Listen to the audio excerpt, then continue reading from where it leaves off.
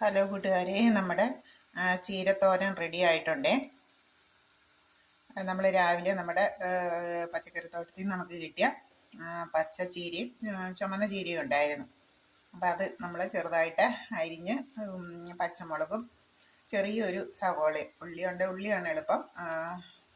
ഞാൻ എളുപ്പത്തിന് വേണ്ടിയിട്ട് സവോളയാണ് ചേർത്തത്. തേങ്ങയും കൂടെ ചേർത്ത് കടുക് താളിച്ച് നമ്മൾ അരിഞ്ഞ ചീരയും സവോളയും പച്ചമുളകും കൂടെ ചട്ടിയിലേക്ക് ചേർത്തു. എന്നിട്ട് അല്പം ഉപ്പും ചേർത്ത്, വളരെ കുറച്ച് ഉപ്പ് മതി, പെട്ടെന്ന് തന്നെ ഉപ്പ് ചേരും. ചീരയ്ക്ക് അധികം ഉപ്പ് വേണ്ട കേട്ടോ, ഇച്ചിരി അധികം ഒഴിച്ചു പോയാൽ അധികമായി പോകും. വളരെ കുറച്ച് ഉപ്പ് ഒഴിച്ച് നമ്മൾ ഇളക്കി ഇങ്ങനെ തട്ടിപ്പൊത്തി വയ്ക്കുന്നു. അതിലേക്ക് അല്പം ഒന്ന് വാടി കഴിയുമ്പോഴേക്കും നമ്മൾ ആവശ്യത്തിന് തേങ്ങ വളരെ കുറച്ച് മതി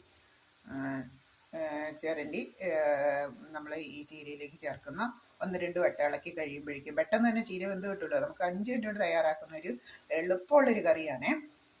പിന്നെ ഇത് കുട്ടികൾക്ക് വിളർച്ച, അല്ലെ കണ്ണിന് കാഴ്ച കിട്ടുന്നതിന്, അല്ലെ കുട്ടികളുടെ അയൺ കണ്ടൻറ്റ്, ഇരുമ്പിൻ്റെ കണ്ടൻറ്റിൻ്റെ കുറവ് പരിഹരിക്കുന്നതിനൊക്കെ ചീര ഒത്തിരി നല്ലതാണ്. അതുപോലെ രക്തം ഉണ്ടാകുന്നതിന്, കാഴ്ച കിട്ടുന്നതിന്, കളറ് ശരീരത്തിനൊക്കെ കളറ് നല്ല നിറം ഉണ്ടാകുന്നതിന് ഇതൊക്കെ ചീര അത്യുത്തമമാണ്. നമ്മുടെ എല്ലാവരുടെയും വീടുകളിൽ വളർത്തേണ്ട ഒരു പച്ചക്കറി ചെടിയാണ് ചീര.